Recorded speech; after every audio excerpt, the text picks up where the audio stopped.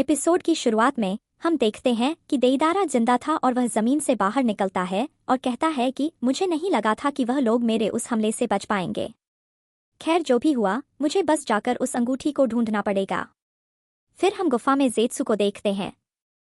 वह सासोरी के पास जाकर खड़ा हो जाता है और कहता है कि तो यह है सासोरी का असली रूप। तभी हम देखते हैं कि पीछे से किसी की आवाज आती है और हम एक दूसरे अकात्सुकी को देखते हैं जो मास्क लगाकर खड़ा था और वह कहता है कि मिस्टर ज़ेत्सु, मुझे मिल गया। वैसे उसका नाम टोबी है। तो टोबी कहता है कि आखिरकार अब मैं भी अकात्सुकी का सदस्य बन पाऊंगा।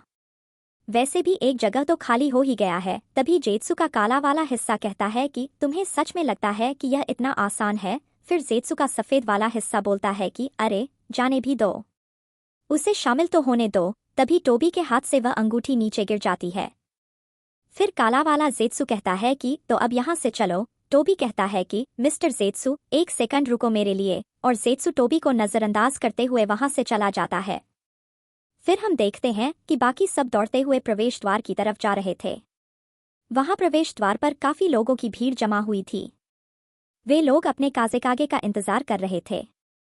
तभी वहां पर बाकी सब आ जाते हैं और पूछते हैं कि और कितना देर लगेगा। तभी ऊपर वाला शिनोबी कहता है कि बस वह पहुंच ही गए। थोड़ी देर में हम देखते हैं कि क्षितिज से कोई आ रहा होता है।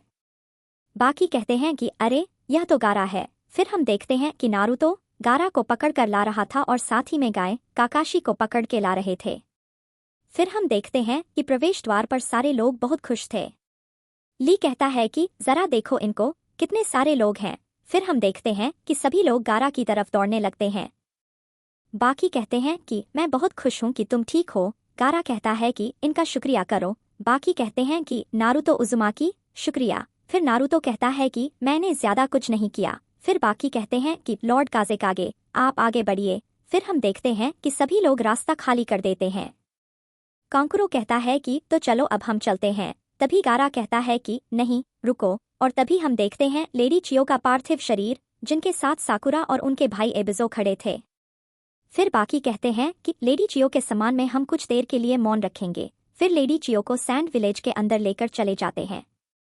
वहीं एबिजो कहते हैं कि आखिरकार बहन, हम घर पहुंच गए। कुछ देर बाद हम कांकुरो को देखते हैं। वह कहता है कि क्या तुम सब अभी निकल रहे हो? तुम सब कुछ दिन और यहाँ रुक सकते हो ना? नारुतो कहता है कि हाँ, रुकना तो हम चाहते हैं, लेकिन तभी साकुरा कहती है कि लेकिन हमें तुरंत लेडी होकागे को रिपोर्ट भी करना है। फिर काकाशी कहते हैं कि और अगर अकात्सुकी यहाँ सैंड विलेज में घुस चुके हैं तो मुझे डर है कि वह लोग लीफ विलेज पर भी हमला कर सकते हैं। बाकी कहते हैं कि हाँ, मैं समझ सकता हूँ। आप सब जल्द से जल्द अपने गांव जाना चाहते हो, लेकिन आपकी हालत ठीक नहीं है। काकाशी कहते हैं कि उसकी फिक्र मत करो, मेरे साथी हैं साथ में। फिर बाकी कहते हैं कि हमने पहले ही एक रिपोर्ट भेज दिया है लीफ विलेज में, उसमें अकात्सुकी का जिक्र नहीं किया है। काकाशी कहते हैं कि उसकी फिक्र मत करो, मैं खुद जाकर बता दूंगा और साथ में मुझे और भी कुछ बात करनी है।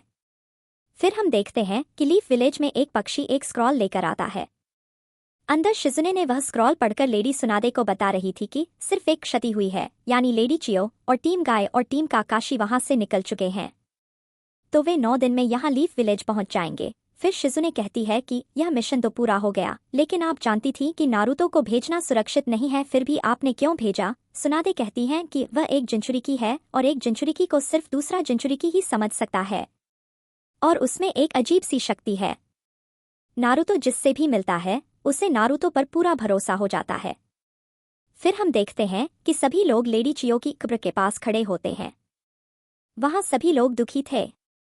फिर एबिजो सामने जाकर कहते हैं कि उसे अपनी कब्र पर हेडस्टोन नहीं चाहिए था, लेकिन मैं चाहता था कि लोग उसे याद रखें। फिर काकाशी कहते हैं कि सभी लोग लेडी चियो को विदाई दो और सभी लोग शांति से वहां पर कुछ देर के लिए खड़े रहते हैं।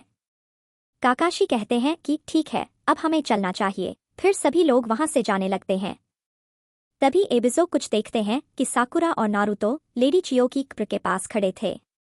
फिर पीछे कहता है कि नारुतो, साकुरा, अब हमें चलना चाहिए। फिर नारुतो साकुरा से कहता है साकुरा, चलो चलते हैं। साकुरा फिर उस पत्थर को छूती है और कहती है थैंक यू लेडी चियो। फिर सभी लोग वहां से चले जाते हैं। अब हम देखते हैं कि सैंड विलेज के प्रवेश द्वार पर जाने की तैयारी हो रही थी। नारुतो गारा से कहता है कि तो यहाँ पर लोग हैंड शेक करते हैं शायद। खैर मैं उतना अच्छा नहीं हूँ इसमें। तभी हम देखते हैं कि गारा अपना हाथ आगे बढ़ाता है। नारुतो यह देखकर काफी भावुक हो गया था। तभी हम देखते हैं कि गारा की रेत उसे हैंडशेक करवाती है। और आखिरकार इसके बाद सभी लोग वहां से निकल जाते हैं। कुछ देर बाद रेगिस्तान में हम दोनों टीमों को देखते हैं। टेंटेन कहती है कि आप लोग थोड़ा जल्दी नहीं चल सकते। काकाशी कहते हैं कि सॉरी गाय, इस नए शारिंगन की वजह से मैं इतना कमजोर हो गया। फिर गाय गुस्से में काकाशी को ऊपर फेंक देते हैं और हम देखते हैं कि काकाशी गाय के पीछे बैठे रहते हैं। सभी लोग यह देखकर कहते हैं कि यह क्या बचकानी हरकत है इन लोगों की। फिर काकाशी और गाय बहुत तेजी से दौड़ने लगते हैं। वहाली कहता है कि आ जाओ नेजी। फिर नेजी कहता है कि भूल जाओ। वहीं जंगल में हम टोबी को देखते हैं। वह कहता है कि यह क्या है, लगता है देइदारा कहीं और भाग गया। तभी पीछे से आवाज आती है, उससे दूर रहो बेवकूफ। और वहां पर हम देइदारा को देखते हैं। सेत्सु कहता है कि तो जिंचुरिकी कहाँ है। देइदारा कहता है कि मुझसे मत पूछो, मैंने अपना काम कर दिया है। टोबी देइदारा का मजाक उड़ाता है और कहता है लगता है तुम इस बार भी बाल बाल बच गए, लेकिन तुम एक हिस्से में कैसे हो। यह सुनकर देइदारा कहता है कि एक और बार भी तुमने मेरा मजाक उड़ाया तो तुम्हारा खैर नहीं। लेकिन टोबी तो टोबी है। वह फिर भी देइदारा का मजाक उड़ाता है और हम देखते हैं कि देइदारा टोबी का गला दबाने लगता है, वह भी अपने पैरों से।